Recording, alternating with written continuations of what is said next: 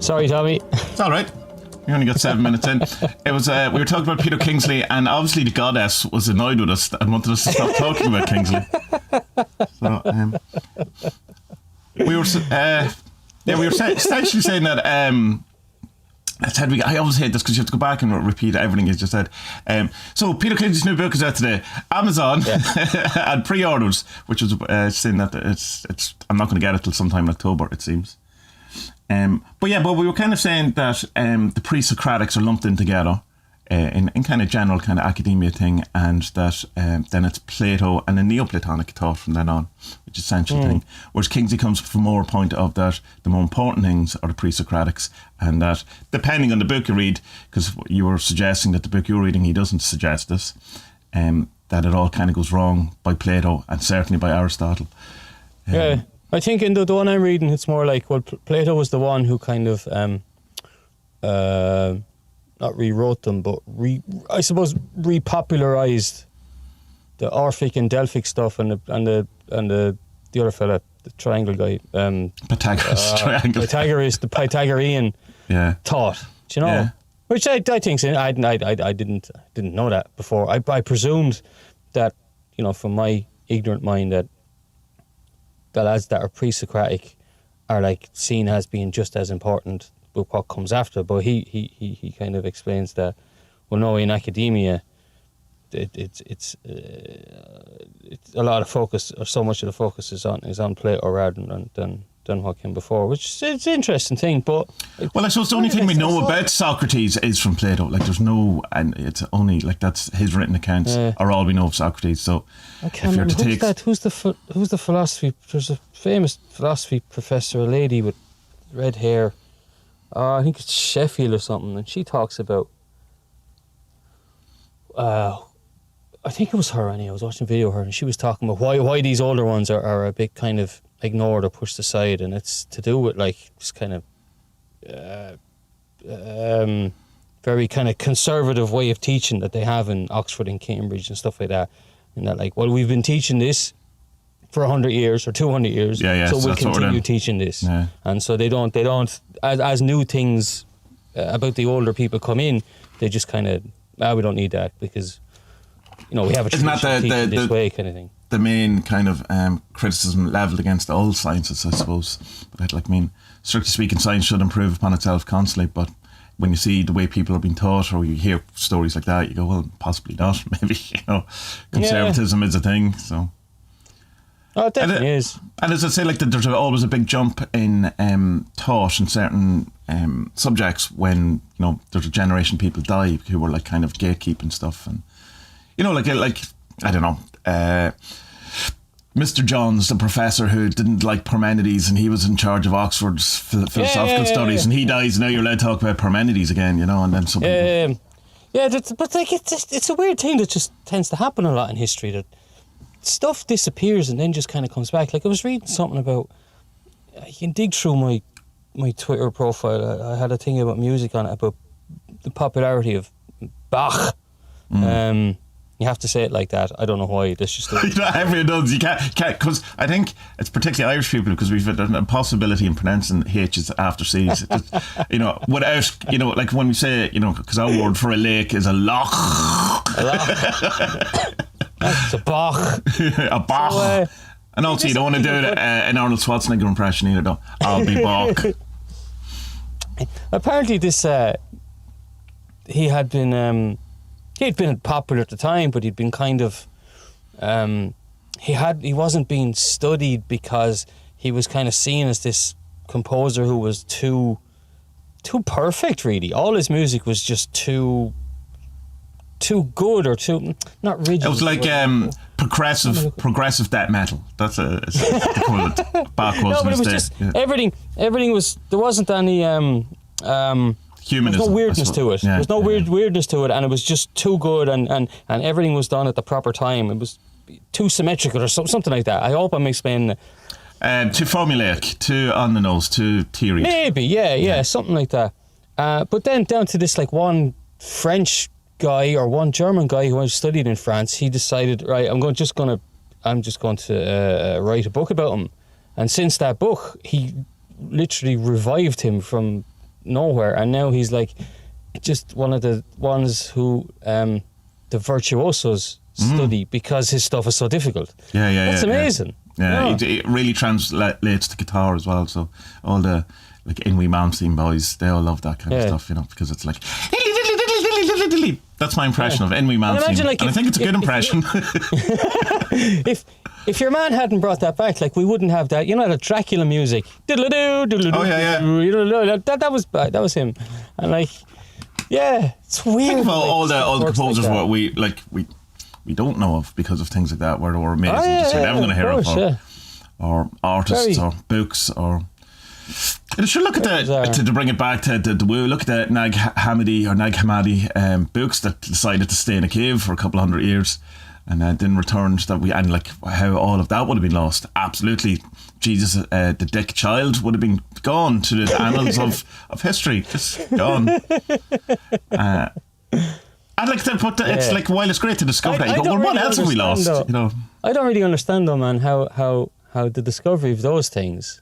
Well, I think the Nag Hammadi is a bit different. That's more kind of older Torah stuff. There's a bit of Christianity in there, but it's not all that much. But the other ones, the Gnostic ones, not far away from me either, was it 20, 30, 40 years later or something? I don't understand how that didn't really change Christianity. But then again, because it's a slow turn. Yeah, but it's also because they'll just say, "Oh, it's a heresy. We've already discounted them. It's so like they're not relevant to the." That's the kind of answer to it. Is that no? We have this, the books that are in the Bible are the real ones. All of these are just people making stuff up.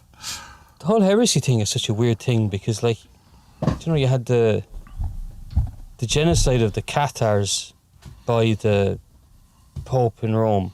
You know, like literally formed an army. You know, what do you call it? Them Templars. Yeah, the 100 years later, nearly, exactly. Yeah, went in and butchered a load of people. Who was I talking about lately? The Saint Dominic. Saint Dominic had been around at the time. He's the one who is said to have invented the Hail Mary, but he didn't. That was made up by a fellow 100 years later. But he same guy who wrote the back book, no? I wrote about this in my Marian and Omegas article, and it's so he was around at the time of the Cathars, and he was trying to convert them to Roman Christianity, you know. Now he had nothing to do with the kind of Inquisition and the killings and all. But then the next one or two popes later, this all happened. But like the Cathars' kind of idea of religion was a bit like kind of Manichaeism, or a bit like the Gnostic stuff, and being like, well, there's good and evil in the world, so let's be good because evil is bad. But like it's always going to be here, but let's try and work against it, you know. So there was that genocide of it, and then like a couple of 100 years later, a French saint, she was saintitized. What's that word? Sainted. Beatified. Sainted. Jesus, Bud, what the fuck is wrong with you? Became a saint.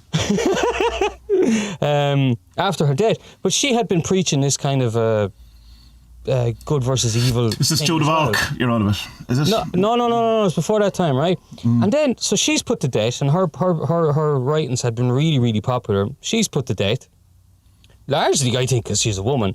And then, like 20 years later, Meister Eckhart comes along and preaches exactly the same thing, and he's like seen as like, oh, he's the top dog mystic of all time, like. It's bizarre, really bizarre. Well, white man privilege. Come on. well, yeah. I mean, but the Cathars were all white dudes. Yeah, but it's the same. It's like it's the Cathars. Then it's the Templars all got wiped out, apart from the ones that went to Scotland, and then and then 100 years later, you started the burning times, the witch thing. So there was like a definite kind of a bad couple of years or bad couple of centuries for anyone who didn't agree with the predominantly male Christian white man. You know, if you were female or believed in any sort of indulgence, or God forbid you had your own money and had a bit of power, you know, possibly, might be worshipping a god that. Of course, even Eckhart, he had to defend himself and stuff. Oh, he had to, like, he basically had to shut up at certain points, just like, I'm going to die here. Then he'd come back, but then he'd come back and it's like a begrudging, the way that the Roman, the Vatican begrudgingly kind of gives the mystics some praise or something like that. It's like, oh well, okay, we can't really deny him. He did.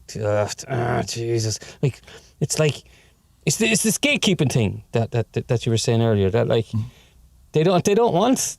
Well, they seem to don't want people to actually have access to be able to talk to God. They need this middleman of the who it's learns that, their sins and stuff. or also that they don't really believe in what they say they believe. That they don't actually believe that miracles exist or that mystics exist or saints or any of these things. That seems more like, certainly now they don't believe in demon possession, apart from very small sect of that group of extras that turn up in documentaries that are sanctioned by the church, or they don't believe in miracles. They don't believe in.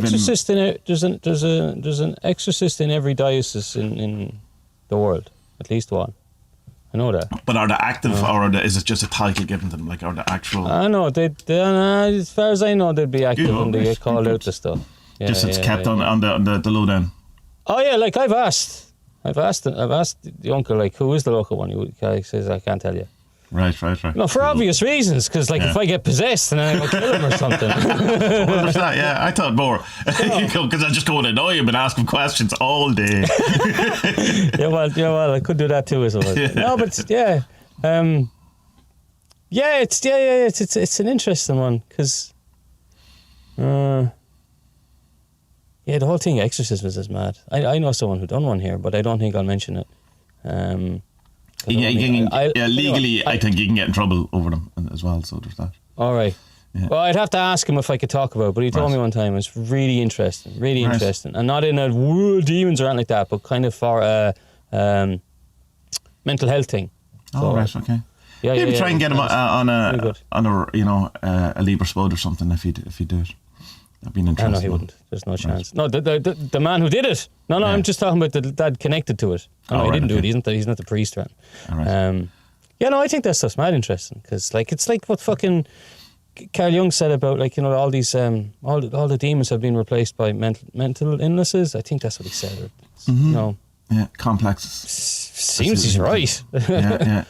But you see, I suppose there is a kind of it's bad, throwing the baby out with the bath, whatever that expression is, in that an awful lot of things that we're seen as possession by demons turned out to be, epileptic fits, or, depression, or what's the other one, the split personality, but you're not allowed to call it that anymore, whatever it is, multiple personality syndrome. Multiple personality, and so, but I mean, I suppose there's an argument to be made, like, you could see that in demonic terms, but I don't think in the society we have now that it would be as helpful as treating it as a mental illness, or whatever. You're also not allowed to say mental illness, mental challenge, whatever that the correct thing is. But, like, so some of the things you see of like, and you hear, and does sound like an actual, a demon inside, but it's like, I don't know. I can understand why you could kind of just go blanket, nope, that's all rubbish, and it's given us a bad name to look like we're indulging this kind of stuff. Yeah. I don't know, like, just something popped into my head there. It's like if you're having like a bad relationship with like a mother-in-law or something, like, be handy just to go to your local shaman and say, look, fucking Paimons in the mother-in-law. What was the Buddha's woman? Myra, not Moira. Mara. Mara. I'm living here with Mara, man, and she's driving me nuts. There's nothing I can do, like. Yeah. And then he takes the ayahuasca and he's like, Spud, man, chill. It's all right. Yeah, it's not long left. Here, what do you think of this? Can you see that? Oh, very cool. Now, is that right? Is that a man or a woman? Oh, sorry, podcast listeners, we had to do this on this is a video thing now. So I'm showing Tommy a ceramic head. I don't know. It has an androgynous feel to it. I'll not assume anyone's gender. So what do you think? I thought, those, the African tribe that wear the red tunics and we're definitely getting an African vibe. I thought it was her. I thought it was one of them. She has the long neck and the bald head, and they all shave their heads, the ladies, most of them. And I thought it was her. But no, last night... 1 second. This is going to be great for people who are on the... Oh, yeah. I found that I didn't find it, but it was found in the field behind the house here, buried. Really? Yeah. Oh, that's and the cursed. the guy took it home and then says, "I want that out of the house." And I goes, "I'll have it." It moves on the shelf. It spins. And Cool. it turns around. Anyway, your thing, not my thing. I just because you were saying the African. That is what immediately what came to mind was that kind of. Yeah. That's what I think when I see her too. And I was told last night, no, by Aga, no, that's a man. I was like, that's impossible. How is that a man? And so what is it then? What is it? Is it something you made, or is it something you bought? No, it's something she bought, just a thing for the mantelpiece. I don't. No idea. Just kind of looks cool. And it's like. It's definitely cursed. No, surely I'm allowed to assume the gender of a fucking figurine. I don't know. It's times we're in, man.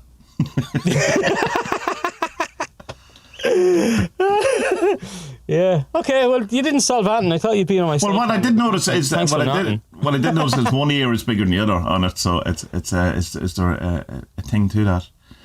I noticed that too, and I was like, why isn't her face symmetrical? And then Agus says, nobody's face is symmetrical. And then I said, what are you talking about? My face is perfect. Of course it's symmetrical. And she's like, no, there are no symmetrical faces. And so that's something I learned last night. So she has no chin though. See that? Yeah. Her lips would suggest female. But I also have big lips. Imagine them kissing you. Mwah. Yeah. That'd be a nice one. No, even though it's a grey, well, we should describe for podcast, it's a grey, stony, it's clay anyway. Ceramic-y, stony thing, clay. There's definitely, I would say there's an African feel to the look to it. I don't know, are we allowed to say that? I don't know what you're allowed to say anymore. I give up. I think it's a sexy Hutu lady. I think they're called Hutus. I think it's a sexy Hutu lady. A sexy lady from Hooters. Is that what you're saying? No. I don't know what I'm saying. He's the Hutu tribe. They drink the blood of the cattle when they cut the throats, doing rituals and stuff. Really interesting tribe. Fucking, I don't know, fucking far too many documentaries about them. Fascinating people, so they're absolutely fascinating. I was listening to Richard Smoley's new book, The Truth About Magic. And I got about halfway through it. It's good. Well, is it good? I like Richard Smoley. I know not an awful lot about him, other than I know you've listened to a fair bit of him. Yeah, I listened to the Forbidden, whatever that one, Forbidden Christianity, Forbidden Religion, that one, that talk you had. It's like for a man who knows so much, he seems to know very little about magic, or in the sense of that he's very much talks about it in all the kind of cliched ways that you would expect a book from the 1950s, trying to persuade or dissuade children from getting involved in witchcraft. It's like, right. Yeah, it's like kind of, so just think, if you do magic, then, you might get what you want, but something bad is definitely going to happen. And you go like, that's no, and it's like this kind of thing. You ask for 80 grand and your uncle's going to die and leave you 80 grand. And it's like, how powerful do you think you are, Richard Smalley, that you can kill your uncle? You know what I mean? Like, really? Yeah. And he talks about this. He says he really wanted a new car, and he wanted it by the 1st of January, and by the third week of December, his old car broke down, and he seen that he had to get a new car. It ended up being not the one he wanted, and he blamed magic on that. I was going, right, okay, maybe, but I think if you've decided that there's going to be some sort of sacrifice or some sort of bad thing to getting something you want, then it's going to come along. Yeah. I feel really Christian to me as well, that if that you're going to get punished for being happy. Like how dare you, man. There's only kind of, I was trying to think, was there any kind of circumstances where something happened that I did magic and something bad came out of it rather than, and I can't really think. The only kind of close ones that have ever come to this, that I back in the day, when I was a big proponent of emergency magic because my life was falling apart, I would do magic to get, like money to pay the rent, to pay bills or whatever. Yeah, the standard kind of stuff. And then instead of that, what would happen is guitar lessons would cancel, or a bill would come in. So it was literally the exact opposite of what would happen. It'd end up with less money. But that's not really the blowback in the way people are talking about blowback in that if no one died. No one died or nothing bad happened. Like, it's not that my car broke down and I got the insurance policy and it was nothing disappeared. Well, to get the money, because I didn't get the money. Well, ultimately I did, or else I wouldn't be here because I wouldn't have paid the mortgage or whatever. So I suppose it did. But so it's a bit quaint, I suppose, for just Mulch book and that, and he's kind of, it's done. he obviously did it. It's not just because it's a book. It's not him reading it out. It's him kind of doing, I think, kind of mini lectures around the topics that are in the book. Right. And they're obviously video because he points to his head in it, and you're going, it's not good to me, audio person.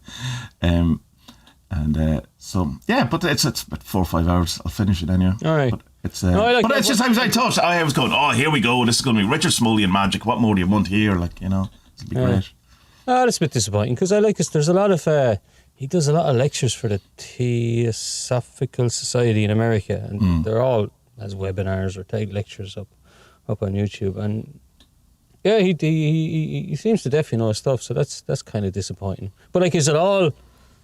It's like that's all kind of low magic, isn't it? That it's called. Yeah, and it's definitely. And he's doing the last bit is about divination, and it's like, and people think tarot cards are satanic, and it's kind of, I suppose, it's aimed at that kind of level. I suppose if you were trying to, the book you might give your mum who's not into magic, or something like that. That kind of like. Well, the tarot one would be interesting because he has a really good lecture about the history of tarot on one of those YouTube channels, and he really goes into it, and it's great. Like he just goes wild on the symbolism. It's really, really good. And I know he's someone who's mad into that A Course in Miracles as well. Yeah, he's given tons and tons of lectures on that. I think he's more into the mystic stuff rather than the kind of low magic, fucking getting a girlfriend, getting money. He's into the. I think, but going by the reason is that he's afraid of it. Yeah. That's what he would say. No, it's just not worth the risk. Yeah. Especially because he knows so much about the theurgical side of stuff and mystical stuff. It's mad that he just. Yeah. Well, there is I suppose the kind of thing as well, which is I've been kind of trying to hash out in my head, but I suppose you can give me your side of it. In the, when we were talking on the video there recently about life, life being an illusion and a dream and all this kind of stuff and kind of the implications around that. And I suppose if you are kind of to come from a mystical bent like Richard Smoley is, then I suppose indulging in the illusion is probably seen as a bad thing, and magic is certainly indulging in the illusion. It's trying to change. Yeah, okay. If you see the illusion, if you agree that it is, but it's kind of right. I can kind of okay. That's fine. I can get that, and it's a kind of a Gnostic thing of going. If I do think this is a prison, and not all people who think the world is an illusion is a prison, but let's say from that Gnostic, and not all Gnostics do, But if it is, and it is a bad thing, it's something that we have to get out of. So we should stop, having kids. Essentially, we should kill everyone. Yeah. We should destroy the planet so that life can't exist here. And you go, right, okay, well, I don't like that, but just because I don't like it doesn't mean it's not true. But the other thing as well is that I was saying in the video that if you don't think this is real, then you're not going to be as a custodian in the way you should be towards, like, say, things like climate change, poverty, this kind of thing. I was rewatching that Bernardo Kastrup interview with Kurt, what's his name, and they were talking about this last night. I can't pronounce it, like Jumanjiel or something. That 4.5 hour mammoth interview. You see the one where his girlfriend gives that to him? While he talks about his girlfriend giving it to him because they live in a 1-bedroom apartment, so she has to stay in the bedroom while he's recording all these. Well, he's recording, and she says and she has to pee into cups and all of this. And don't come out. And he was saying we were one for 3 hours. And he ended up talking. Who was it he was talking to? I think it was for Vicky, actually. Talked to him for 5 hours, whatever it was, and he was all excited after. This is a great podcast, brilliant, because the wife was going to fucking kill him. 5 hours I've been in here. So he was kind of going, just doing the bedroom. Jesus Christ, that's crazy. But he must be earning a good bit of money off them. He could surely hire out a place for a day and do it. Anyway, it's because it's lockdown. It's lockdown. You can't go out of the house. That's what the thing is. They had to do them in. She couldn't leave with all that. That was more the. I see. Of course. So your thing there, what I've written down is consciousness wouldn't be able to experience itself as itself. Because you were saying, sorry. If we all were to work ourselves into a way that we didn't exist anymore because everything is an illusion and there is only existence, right? Then we would stop having kids, we would stop everything. Fuck the planet, yada, yada, yada, let's just die, all right? Yeah. But then, the thing that is at the root of everything, which is consciousness or being, then it wouldn't. Or awareness, it would be whoever you want to take. Exactly. Whatever you want to call it, God consciousness, Jesus consciousness, whatever the fuck you want to call it, this would have nothing to do then. This wouldn't. This has nowhere to go. Yeah. So that just can't be it. But well, I suppose what was it doing before this then? Oh, right. And what is it going to do after this?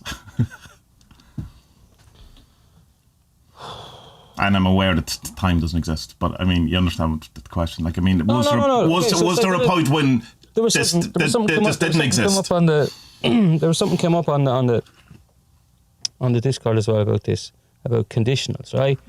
Now I see the conditional. The only conditional really is time and space. It's the same thing, all right?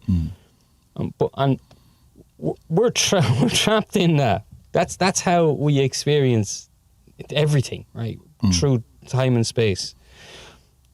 But to be able to kind of transcend time and space is just to be able to not to be able to transcend it, but to be able to see it at its most finite kind of point is to realize that there is only being, and even if thoughts in your head seem to be illusions or not real, they still are real because it's happening in the being.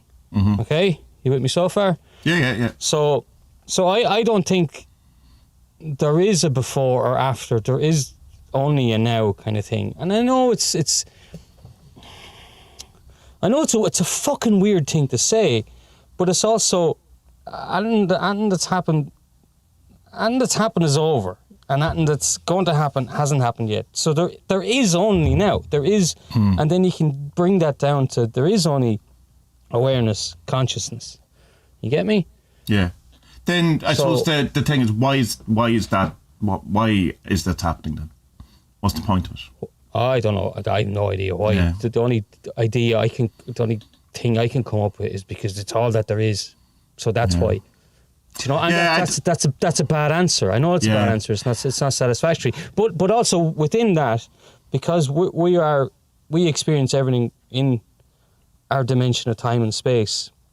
I kind of see it like a bit like what Grant Morrison talks about when you open a comic. You can start at page 1, or you can start at page 50, and whatever is on the next kind of level above us, them can drop in from time to time and have a look at page 10, close it, have a look at page 50, close it, and it makes completely no difference to them whatsoever. But that also allows us to be able to evolve through time and space because we started at the start of the book.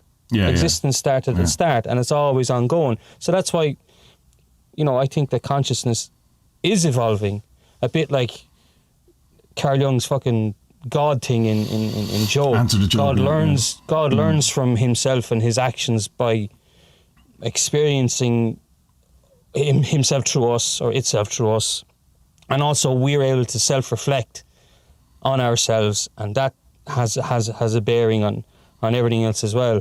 So, but whatever's on the next levels, time to them just is nothing. It makes absolutely no difference. So it's like a book. They can open the book wherever they want. Or it's like those old books. Remember when we were 10, 11, and no, they would have you'd read 2 pages, and then at the bottom we would say, if Frank chooses coffee, go to page 10. If Frank chooses the milk, go to page 25. Steve Jackson, Ian Livingstone, Fighting Fantasy. Is that the writers? That's my kind of idea of what I think the kind of problem stems in with me with the why thing is that because you're kind of told that God or the source, whatever, is the omniscient, omnipresent, all knowing, all dancing, whatever it is, and I can't understand. Well, at the Alan Watts thing of that he got bored one day and decided to play a game of hide and seek himself, and and it's not Alan Watts, it's that's a Vedic thing, isn't it? And it's like that's the and the answer is like, oh well, why do you watch a horror film? Why would you put yourself in a thing? And it's for entertainment or in some kind of way. And I go, right, okay. So what ultimately, shouldn't I just play the game then? Because if God, me as God, wants to play the game, shouldn't I just totally indulge in it and not try to escape it, not try to evolve, not try to awaken because he wants to play a game? Is the game to awaken or is the game to play the game? And it's gone, right, I don't know, it just kind of gets into nonsensical point at It's that time. funny because literally the bit I finished the video last night. Castrop was saying, "No, play the game, but know the game and play the game as it's to be played." So that means that you still have to be moral. You can't go kill your neighbour just because he didn't say hello to you this morning. Be moral, but when you see the game for what it is, then play it as best you can. Like the way he explains how he writes his books is just like exactly the way you were explaining how the album came about. Right. It just had to be done. It had to come out. It doesn't have much of a say in the matter. But when he writes it out, then he fixes it up and makes it nicer. That's all the Blake and all the good mystic writers had it that way as well. They just vomit out the words. Yeah, but Blake actually said he's seen it though. Like that's so weird. Like he physically seen it. Like, I understand, but then there's kind of a feeling of, because I know in the microcosm sense of thing, I know when I'm playing a game around people and I'm playing the sense of, right, this is the relationship that this person has, this is the type of person they see themselves, this is the rules of this interaction. I can't impinge on them without starting an argument. I have to indulge them in their fantasies of the person they are. Like say family, whatever, friends that for years. Like they're playing this thing and I go, right, okay, I played a game, but it's totally fake. And I feel fake, and the whole thing feels fake. And then if you put that in the macrocosm thing of saying, well, just play the game, play things, but why? It's fucking fake. Well, okay. So the way I would see stuff like that now, and I'm only after realising this not very long ago, is that I try and I was saying to you last week or the week before, but trying to see everything through new eyes, or trying to see everything as a new experience, so that when I'm just about to give out to the lads for leaving Lego everywhere and I'm walking I'm stepping on it or whatever, just say, no, hold on now, pretend these aren't my kids for a second, then how would I treat them? Do you know?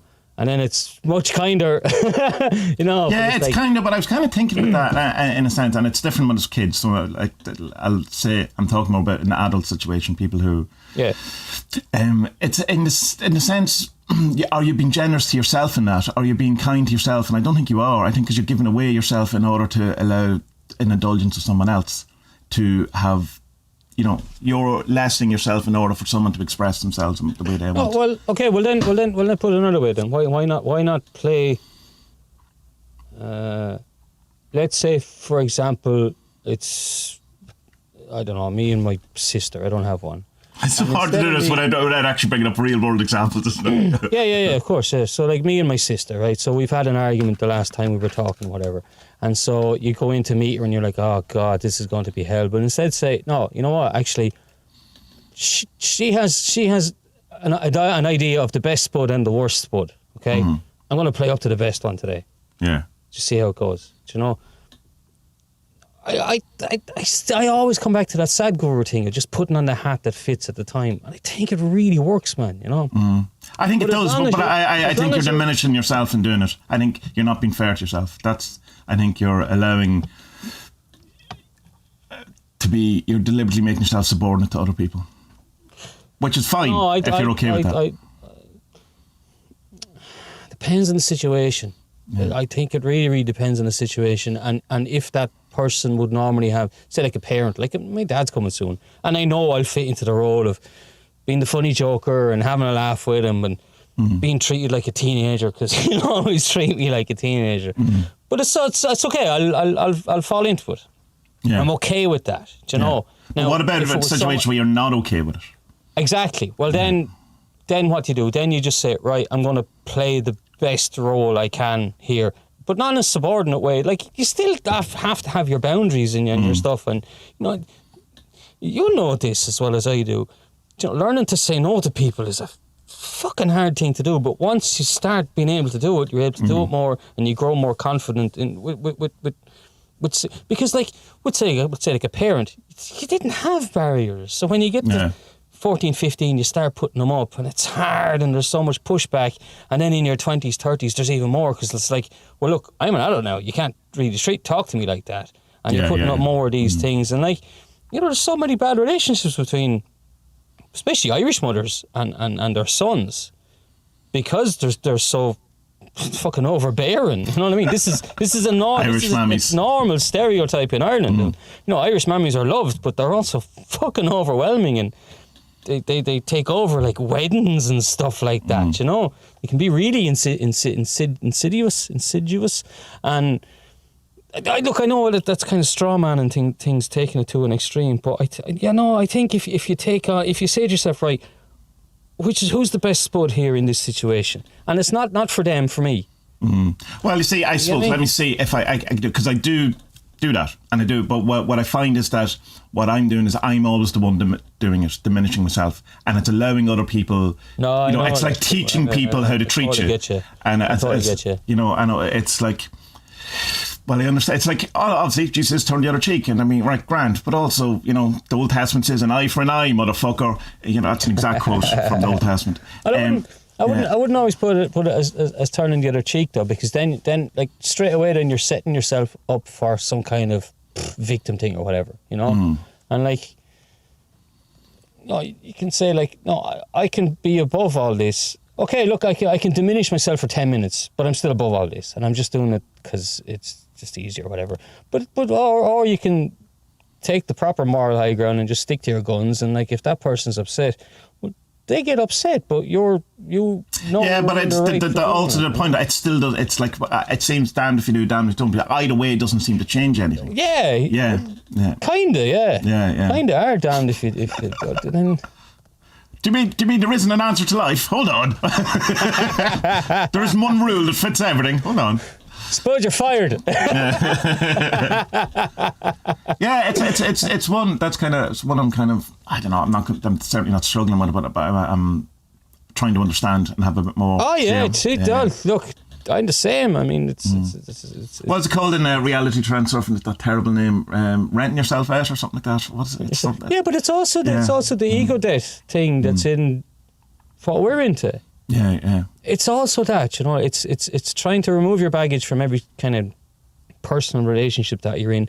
And do you know what? If the person you're relating with has baggage and they're bringing it every time, it's not on you, and it's not even on you to fix. But it's not on you to fix. But my thing was, it's not on you to have to suffer to it, No, it's not. No, Jesus, I agree with you. There's no point. No, I'm not saying. I'm definitely not saying you. Yeah. But it's that kind of thing of that. Like, you can indulge the behaviour because it's easier in the moment, and you can just rent yourself out or whatever. Yeah. And all that. But ultimately, it's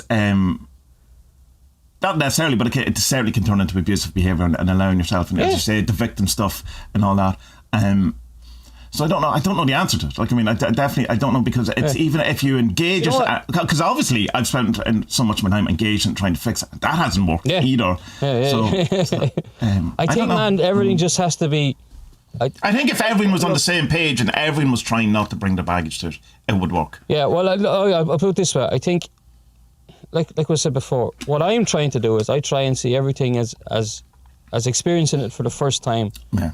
But that also means that in like long-term relationships where there is baggage, tons of it, just still try and see it as a case-by-case thing, because you can't have a new experience when meeting your mad dad, sister, cousin, whatever. You just can't. You know that person for 30, 40, 50 years, whatever. You can't do it. But if you just try and see, right, this is an isolated one.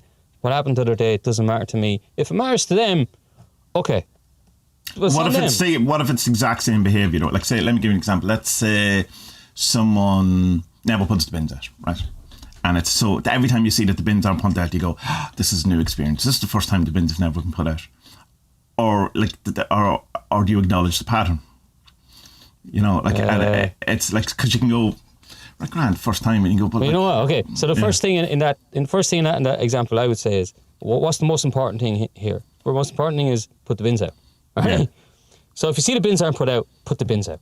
Right? Because they could be along in any moment. Put them out. Yeah. And then you just say, yeah, I know I've asked you once or twice before about the bins. Is there something do you not like doing it? Do you want me to do it all the time? And if they say yeah, then say okay. Yeah, well, like so say someone is doing something to you rather than something not being done. So say someone is constantly taking a pen off your desk, and so you're always left with no desk or no pen on your desk, and you've nothing to write. Yeah. And so, this is a new experience every time. I'm not saying no, if I'm genuinely trying to hash this out. I'm not. No, I understand you. I'm trying to too, man. I'm trying to. Yeah.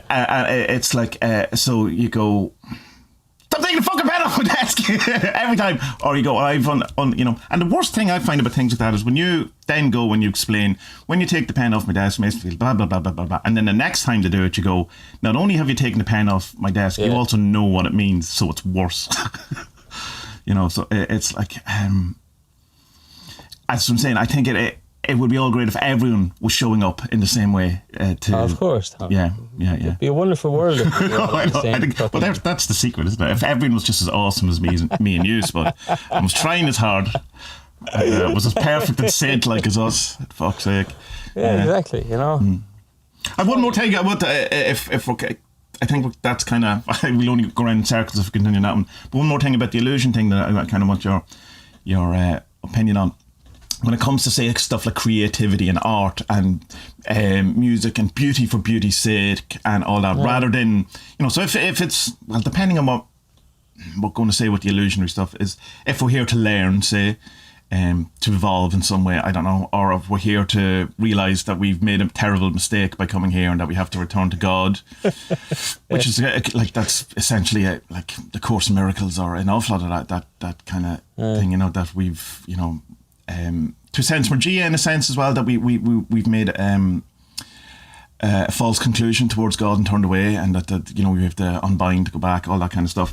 But it's like, so where does the place of just beauty and stuff, like, because wouldn't art and stuff that makes you, you know, without taking aside from, say, what we talked about before with the Rupert Spira, the path of beauty, I'm not really, I understand that is one answer to it, but wouldn't then art and music and all that, would that not more be something that is making you stay here or getting you more, you know, under the spell of this illusion or whatever, and like, you know, that it's making it a bit more appetizing or, you know, attractive or something like that. And in a sense, I suppose, isn't that why the Gnostics says that you know, you shouldn't have dancing, you shouldn't have art, you shouldn't have this, because it's why Plato didn't want art in the Republic as well, wasn't it? Yeah. Well, the Republic's very. I wouldn't like to live there, but I'm not sure anymore. Yeah, no, that sounded like a terrible place. Yeah. So it's just kind of, then I can't kind of, because I understand that the thing is that what you're seeing in that is actually God, and it's bringing you back. But say stuff that's angry or anti, you know, like say Korn is definitely, you know, music or something like that, or Nine Inch Nails, where it's, you know, it's like, it's beautiful in a very different way, you know, and you know, I'm not sure Rupert Spira could follow the path of beauty through, you know, Pretty Hate Machine back to God. Possibly could, I'm sure.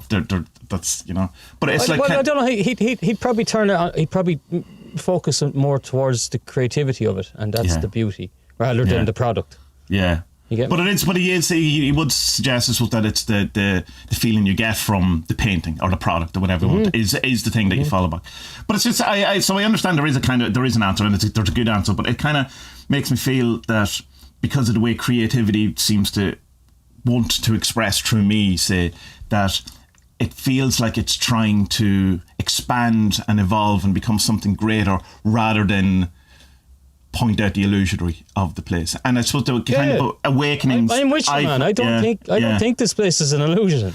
Actually, and kind of the awakenings I've had. It's not an illusion has made me feel more real than more dreamlike in the sense that it's So it's just like it's. I don't know. That's not I'm general on consensus. No. Yeah. I'm not on that page that this that this is an illusion. I'm not. I think we don't. How to explain it?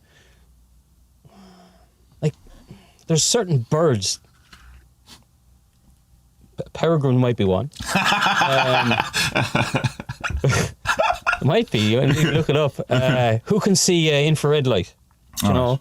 So it's how they follow like footsteps and stuff like that. Like they'll know from the fucking heat left behind by rabbits. It's amazing, you know. No, that's not in our reality. We don't see the world in infrared. There's like, think of the millions of colours that we don't see or know. Even the Greeks didn't have blue. That's mad. Whatever, 3,000 years ago. And we didn't have a word for orange is also new to Western people because it was seen as a part of red. It's fucking bizarre, isn't it? Like there was this colour, but it didn't have a name. And it was like, wow, what the fuck? No, but like, no, I don't go for that thing that the world is an illusion. Because we experience it through being, so that's our telescope. All right, that's the only way we can see it. Now, I'm not for a second saying that there aren't tons of other things going on that we just can't perceive. I also think that happens. It's like, even like, I only learned a couple of weeks ago that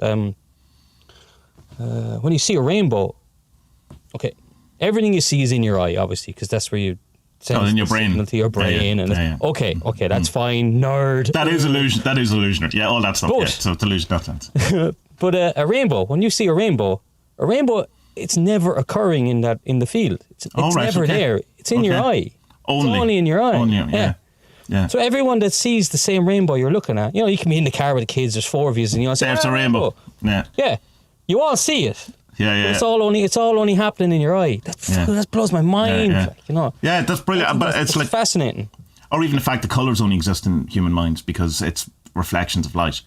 And plus, like how many animals don't see colour? Like dogs they see some colours, not as much. Horses the same, some not as much, because they don't need to. They can eat pretty much anything, so they don't need to differentiate it. That's why we have evolved. So I'm certainly like when I say I don't think this place illusion. I mean I definitely have illusionary ideas about it, and I certainly have had bad ideas, or through certain shadow work or binding or therapy, where I've realised that I've been looking at the world wrong. And certainly when you have an awakening experience, you kind of, not that you see that you've been looking at the world wrong, but you go, that thing that was there, you've been ignoring it, or you're in some way or hiding it, or I can't really explain it, or you've put all these thoughts around it that you're not allowed to have it.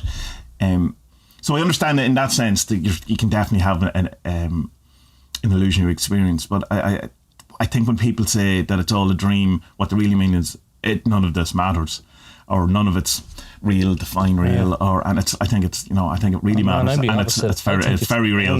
I think it's the only thing that matters. I really do. I've had to come to that conclusion. I'm certainly that's definitely where I am too. Yeah, and kind of the reconnection with, because when the reason I really didn't get into the kind of the nature and stuff, even though I love it, and the reason why I wanted to do aromatherapy is because I loved all that kind of plant and kind of healing and how it all connects and all this thing, was because, well, if it's all an illusion, what's the fucking point? Forget it's all and it's like, then why do I feel so good when I'm in a forest? Why do I feel that I'm surrounded by something that kind of that thing that's in a tree that's also in you, you go into a forest and you're like, I'm home. Of course I get you. They're fucking, you can almost hear them fucking talking to you. They're weird words to come out of my mouth. But I totally agree with you. I know what you're talking about.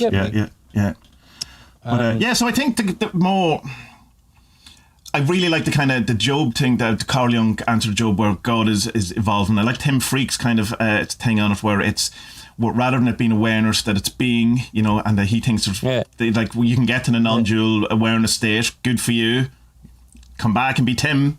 And I think that's the important bit, that the I think an awful lot of your Gary Webbers seem to have no truck with it all. I think you can have a non-dual thing and have awareness, but it's not as important as Tommy in a way, you know what I mean, or what he does, or no, of course. No, I agree with you. Kastrup's thing on it is the way he words it is quite different, but I think we'd be on the same page in that he thinks everything is illusionary, but it's experiencing itself, or as the I, or as itself, or as him, through the way that consciousness has evolved.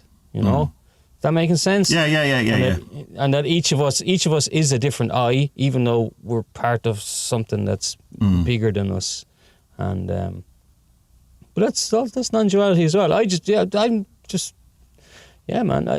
not. I don't think it's an illusion in the way that everything. That it's things to be escaped from. Yeah. You have to wake up. Put it that way. I don't think so. I think think to live your life as good as you can, that's to be awake. Yeah, you know? or to kind of play with the idea that rather than it's you know, that there was a fall and we were here as a punishment thrown out of the Garden of Eden or whatever, all that kind of going, no, this is brilliant that we're here. This is the right thing. It's not something to run away from. That it's wonderful to be here. That it's the perfect thing to be here. And I definitely didn't have that until recently. You know, because it was like I was always, and it was why I kind of gave up doing magic too, because it felt like an indulgence in the Matrix, or you know, or why I had no one to really had any goals is because, or exert my will, because it felt like, no, you're playing into the game, and I was going, no, well, hold on, play the fucking game. You're here to play the game, so play it. Yeah. There's only the game. But the game is being. The game is it's being. Yeah, I think being suits me better than awareness. I know it's like, but being seems to encapsulate it a bit more for me. Although I know when you say awareness, I know what that means to like. Yeah. But then, like in the being, then that's when you're able to get those kind of highfalutin Buddhist ideas of attachment, detachment, what do you call it, dukkha, and all those things. Because then you can say, right, well, if I'm just being now, fucking, I'm alive now. Then why am I carrying this fucking 20-year baggage of hating my whatever? Go away. And then you're just able to walk taller and go, wow, this is cool. Yeah. And then not getting stuck in that thought too. Yeah. And then when the next thing comes along and the kid is like, oh, I want some more milk. It's like, yeah, great, milk. How cool is milk? Milk, do you know milk comes from cows? Yeah. No, yeah, again, and I think that's kind of my realizations and my awakening experiences was that I've been putting baggage on this thing that I know is real, I know is true. I'm just not believing it because, in a sense, I suppose I've told myself I'm not allowed to believe it. And then, you know, you can fall back into it too, all that kind of, back into the sleep, back into the dream, all that kind of thing. But you know, I'm petrified of that thing that the Orthodox Church has, or half of them have. But the thing I was telling you about last week about the 7 spheres will try and drag you back down as soon as you die anyway. So, you know, I mean, I may as well just have a great time while I'm here and try and enjoy it. Light a candle every day for the 7 spheres, send them some cake. And, I don't know. That's the way I see it, but like but you know what? It's true. Those interviews with Spira and Kastroff that I've been able to vocalize it. This is the way I've thought about it for a while, but I've not been able to sort it out in my head, kind of thing. You know? Yeah, so, and he's a good channel. He's some alien stuff on it too, which I haven't got into. It'll be interesting to see what he. Your man, yeah. Kurt Jumanjil. Whatever. I watched his documentary. Yeah, it's okay. It's a documentary of its time, I would say. Spirit of the time. But he has another one about Islam that I haven't come across. But I probably know so little about Islam. It's something I should really know a bit more about. It touches on the Sufi stuff only through Kingsley, though. You know, the Sufi stuff is pretty cool, but it's just mysticism, but a different. It's not Christian. It's the other type. Yeah. You know what I mean? It's the same. It's just oneness. Non-duality with God. Maybe not non-duality, but it's oneness with God. Yeah. Here, I was watching something about your man. You know, John of the Cross, Saint John of the Cross, and he's the one who came up with this idea of the abyss kind of thing. Yeah, it's not really. That's been mangled by our Western magical thought. Really? Not really. Shocking. It's not really as dramatic as. Yeah. You know, it's crap, but it's just ego death. It's not like wrestling with fucking demons or Satan around. It's just like, yeah, you have baggage. If you can get rid of it, that's it. Yeah. Oh, okay, John. 100% Cronzon's coming to visit you this afternoon to have a word that you go, oh, yeah. I'm ready. Bring it on, bitch. Fucking dickhead. Cronzon, dickhead. Yeah, what dickhead? There, I said it. He's a dickhead. Not afraid of you anymore. We talk about this documentary? Yeah. Let's talk about the documentary. Okay. So the documentary we're going to talk about is Kumaré. It's from 2011. Without giving away too much. There's going to be lots of spoilers here. Yeah. I would suggest it's one of those ones that you should go and watch before you listen to us, possibly. Not necessarily, not in the same way that the previous one about the magician, what was that called? That was brilliant. Oh, it was a card trick. So it's it's spoilerish, but I mean, he's very open from the beginning. What is kind of plan, from the beginning of the film, he spoils it himself. Like, he tells you what's going to happen, but like by the end of it, you're still a bit like, So he is an American Indian in the sense of he's from India, not that he's Native American, and the family, when they came over, really enforced Indian culture on him so that he wouldn't lose his his culture, his background, or whatever. And so he went through an awful lot of ceremonies and chanting and all this. And obviously he did an awful lot of yoga because he's really, really good at yoga. He can do all those. He's amazing at yoga, isn't he? Yeah. So he finds that unfulfilling and he doesn't know what to do with it, but he kind of feels a bit kind of cynical towards it in the sense that he doesn't feel that you should give your power away to other people in the way that it seems to be happening an awful lot in the kind of guru-student relationship in spirituality, New Age, blah, blah, blah, blah.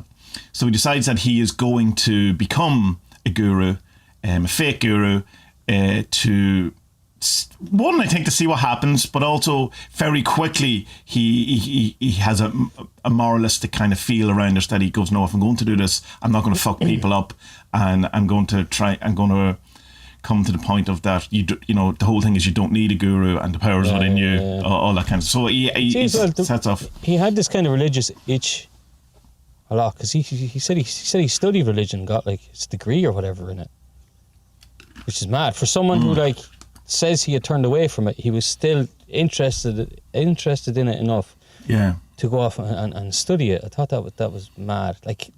You don't meet many atheists to go to college. Yeah, but I think he's kind of it's that he's looking for it. But he's not finding it. The thing, like he certainly he feels there's something, but he's not getting it in any of these things. So I can understand that. You can be atheistic in your views only because you haven't found. Everything that you've kind of come across just feels like nonsense to you, but there's still a silent knowing within you that's pushing you towards. So maybe, and I can't speak for the man, obviously, but he does come across as like at the beginning where he's going like, this is all fucking bullshit, but still, he treats. I was going to say he treats everyone with respect. That's also not true because he doesn't, but he does it in a jokey way, and the people he really does kind of poke fun at probably deserve it in one way. That are the kind of more insidious guru type people. Yeah, there's that horrible guy with the dirty, horrible dreadlocks, the old white guy who's like, oh, I should be able to have sex with an enlightened teenager or whatever. Isn't she gorgeous? Isn't she? What the fuck, man? Yeah. Although, he could have said 2 hours of wonderful stuff that got edited. I got that impression about halfway watching through this as well. I was like, I wonder how much of this ended up on the floor, like, with what the editing's done. Because, like, saying to you, was it before we started or maybe during the false start, like there's a moment early on where a choice has been made, like, do we do this Borat style or do we try and do this straight? Because I don't remember what the scene was, but there was something someone said and it's very funny, but you can see them you can see that the clockwork is moving in their heads and they're going, shit, we could do this like a Borat, like we could definitely do a Borat here. Yeah. But thankfully they didn't, because it would have. No, I think that I would suggest that the original thing was that they were probably going to do a more Borat thing, a bit more jokey. Yeah, I think they and were then too. Yeah. He kind of went, oh no, hold on, this is fucking with people, and there's a bigger point to you. Yeah. But I think there is a specific thing in it as well where, maybe it'll just become obvious to the viewer. Yeah, they could have gone that route here. Maybe they're showing it. Maybe the penis and the balls on the head. That thing is. That is not interesting. That's also Aleister Crowley's signature. So I mean, like that's the exact Aleister Crowley sense. Yeah, that would totally make sense.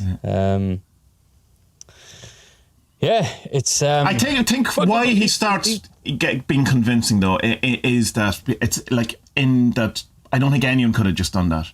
He has the look, he grows the beard, he can do a really good impersonation of his auntie, which is, the exact Indian guru voice. He can really do the yoga, even though the yoga he comes up with is a bit silly and a bit, but when you see him doing the other poses, Yeah.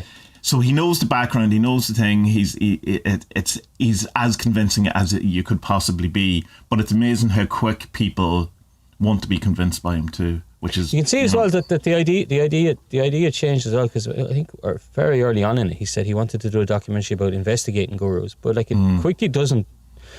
Like they go off to an event and they start kind of talking to gurus and doing these interviews where they, like the guy I said about who wanted to have sex with young girls or young women, and they were interviewing him in a kind of Borat-y way, and that he does in that, like, especially that latest one where he went to America. Yeah, the acting dumb, I'm the dumb foreigner kind of thing. Yeah, and so it's just to give them enough rope to kind of hang themselves. That's what I'm trying to say.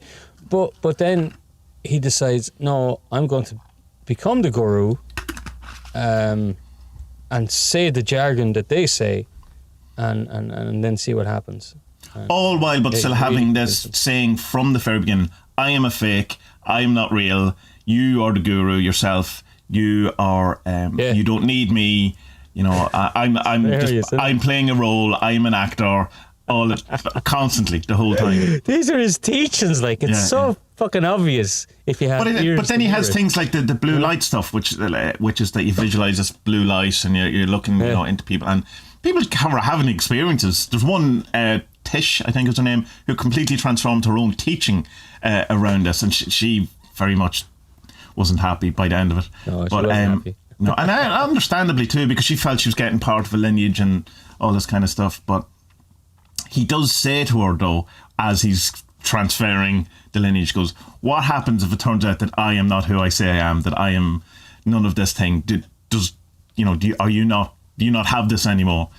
And she kind of goes, no, I would. And then he goes, right, well, what? I'm not real, but here's the thing anyway. But when it came to it, she obviously did think it was real. But you can start seeing, there is definitely a change in it where he's becoming more, where he's going, well, hold on, I'm starting to feel like I am my best self, that if I had to write out who I would be on my best day and all this, that it's getting closer and closer to Kumaré than the person I was. And not in the sense of the I suppose the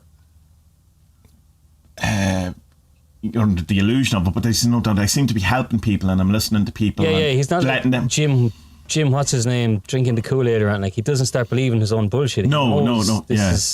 But he says that, like, by playing this role of the guru, I'm actually becoming a better person, kind of stuff. Which is such a paradox, because like he's obviously lying to all these people, but because he's given them, like, it's not that he even gives good advice or anything like that. He just listens to their problems and lets them figure them out for themselves, what they need to do, by just listening to them. Because he does say at one point someone's telling some of intimate problems with their husband or the wife or something, and he's going, I really wanted to tell her to leave, or but I don't know her. I don't know anything about her, or whatever. So he just kind of reflects back, to the person, which is what most people need anyway. I think, well, not most people. It depends on the circumstances, but a lot of people need just to be listened to rather than, I don't know. Although some people do want to be told what to do. That's quite clear from this too. We do, but isn't well? I mean, the psychology I did was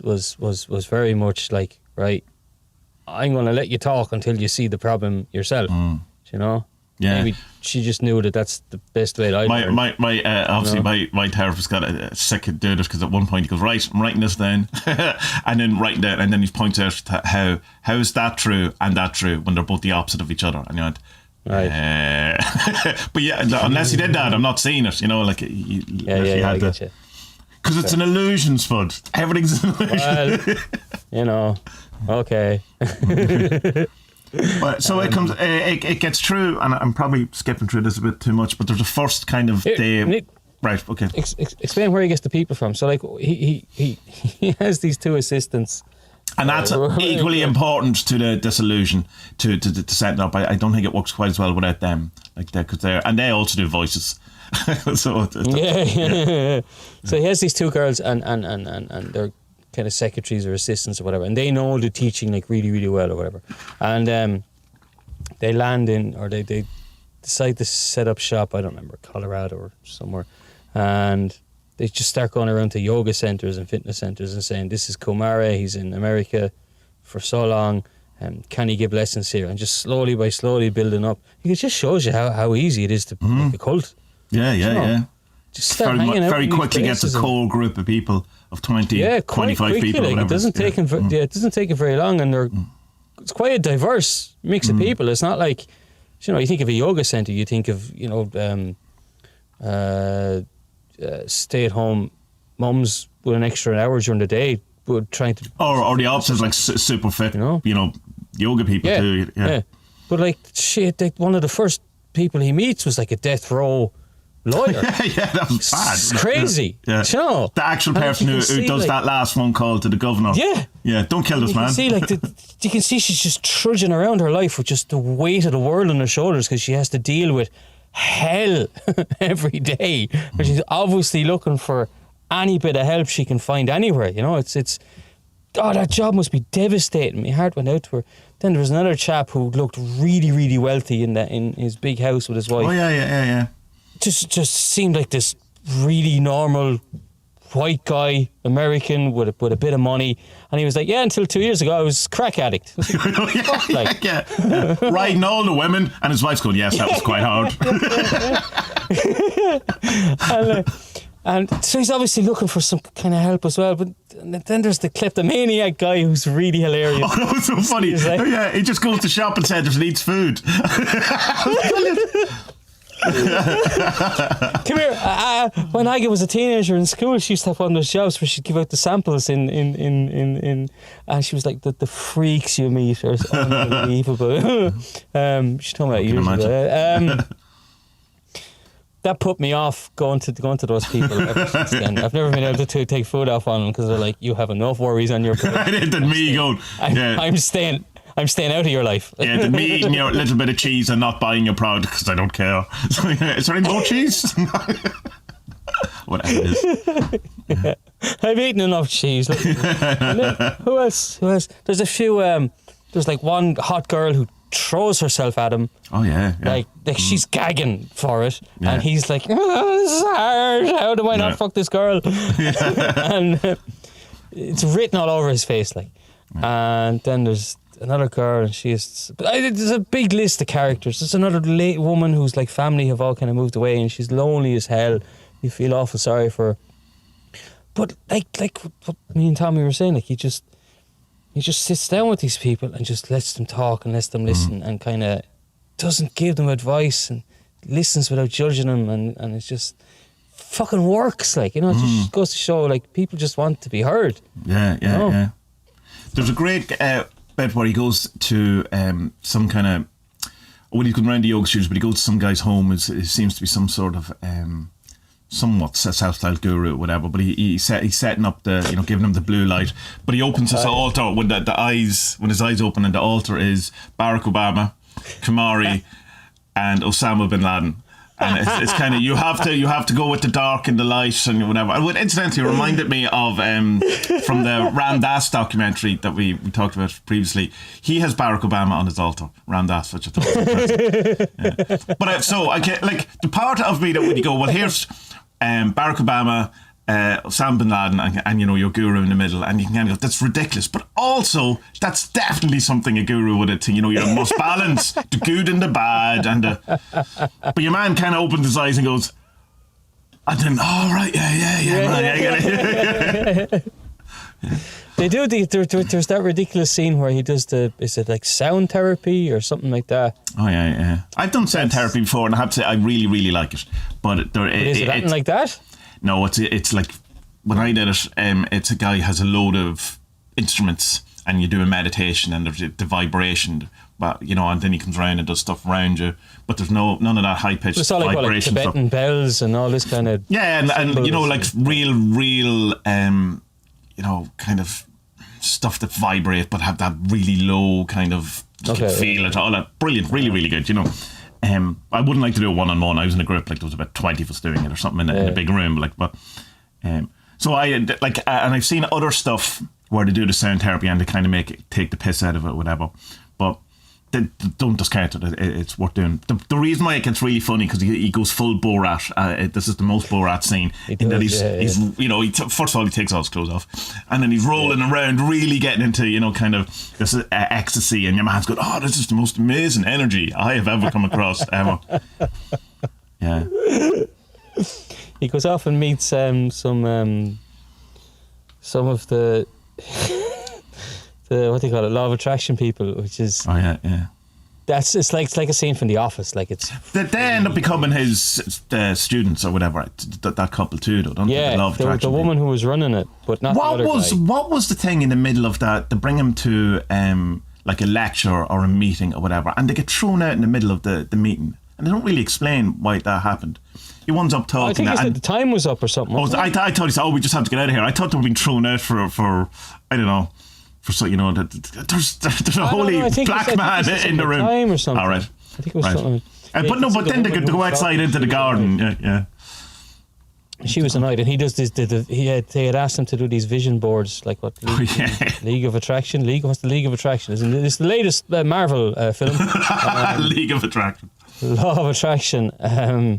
Now with the power of, shut up, Spud.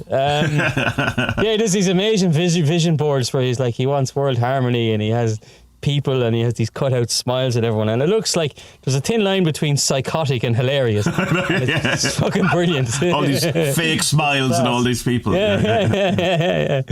But really, I think the point he was trying, because everyone's going on, here's my car and here's my money, whatever, and he was going like, here's happiness, here's joy, here's people getting on, and like those, and you could kind of go, yeah, but where's your car, man? Yeah. But that's the big thing with the law of attraction, though, isn't it? It is about cars and money. It's not about happiness and joy. It is. Yeah. That's what kind of I don't like about it. It's too material or something. Like there's more to life. Anyway, whatever, we can talk. Well, it's not. Well, it's more. What are you looking for with this car?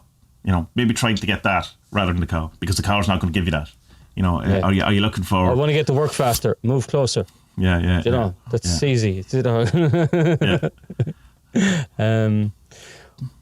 end of it then is just kind of he has to come clean. And there's kind of a false start ending though, where he has the day of revealing, and he's going to reveal at the poolside or whatever. It doesn't. And you can see the face on the assistant. She's in the background going, on his left. She's horror. She is shitting herself. Yeah. That it's all going to go to hell when he tells them. He can't go through with it, and you're just going like you totally get his point of view of why he did it. It's a bit like did you ever read that Truman Capote book about the murderers? Oh, in Cold Blood, on death row. Yeah.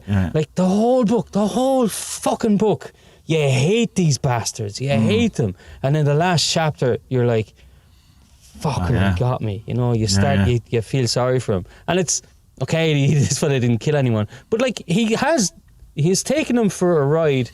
And you can say, well, he was honest with him in what he was teaching. He was always saying, you don't need the guru. I am the illusion. I am not here. I am not real. You. The guru is within you. I'm about awakening the guru. Okay. If you follow his message letter for word by word, then but these people aren't seeing it that way. They're seeing the guru and the teaching, and you just feel sorry for everyone in the whole situation. Him, his staff, the people, the swimming pool itself, all of the things. But I wonder, was he going to reveal there, or was that kind of another? Because the actual reveal seems an awful lot more planned and rehearsed. Not rehearsed in the sense to go to a building, it's more, there's an actual, there's a TV screen there. It's a bit more showbizy, or it's a bit more end of documentary kind of setup than sitting by the swimming pool. But there's kind of a break, isn't there? He goes away after the swimming pool revealing, and for like 8 or 9 months or something. So he obviously didn't know what to do, or he's just like, I don't know how to do this to tell people. And he kept in touch with them, and he's ringing them and putting on the accent, and like the girl, the woman whose family had all moved off, like she lost something like 90 pounds weight. Fuck, that's a ton. That's like 40 kilos or something. Christ, that's like an aga nearly. A whole aga, a whole person. And it's like, like the guilt he must have been going around with, just going, what am I doing? Like, who the fuck am I? Like, what? And then, I think that the way he I don't think he had much choices in the way that he had to do the reveal, because it had to be I think the way he done it was kind of the best way he could do it and still be able to save some face. But like, he was so, like, I know if I'd been sitting in the audience, I'd have done what that yoga woman had done, and I just get up and left. Fuck yous, fuck all yous, you know. Obviously, your ego is going to be just too dented by something like that. Mine would be anyway, because I'd be distraught that like a teacher had given me this knowledge, and then for the rug to be pulled out from underneath you. You know, like even with the what's his name, Adidas stuff or something like that. Like, you can still appreciate the teaching from that and say he was a criminal. He was a criminal, but the teaching is right. Okay, but the teaching is right. But with this guy, like, this is just lies. This is just out and out lies, you know. But for some reason, and I don't really know why, for some reason, most of the crowd reacted to they start clapping. We forgive you. Yeah, they're clapping. Like, we forgive you. You know, because they saw the teaching as like you awaken the guru in us all. Do you know? Yeah. Yeah, but there was the guy, the cocaine guy, who had all the sex with all the women, and his wife wasn't into it. He says, it says in the kind of credits at the end, goes that while he understands, he doesn't agree with the method. He didn't, he didn't think that was fair. And the thing goes, even now people think he has psychic abilities. You know, and it comes to a woman, you know, you definitely do have some psychic abilities. No, he doesn't. But yeah, it's really good. I like it. It's really good. Yeah, it's really good.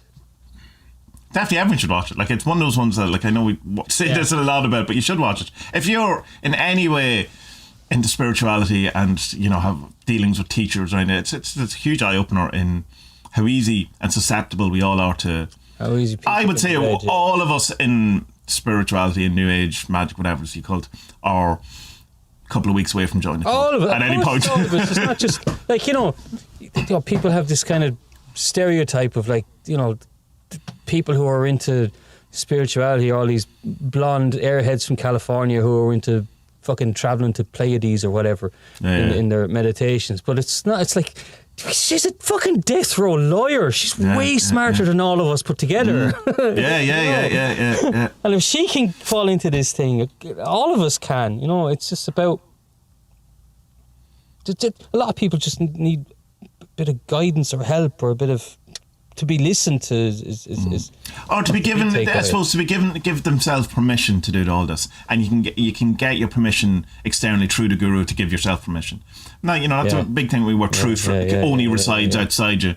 So I can understand that, but he could have easily definitely have had taken loads of money off them. He could have very easily have had sex with a lot of them.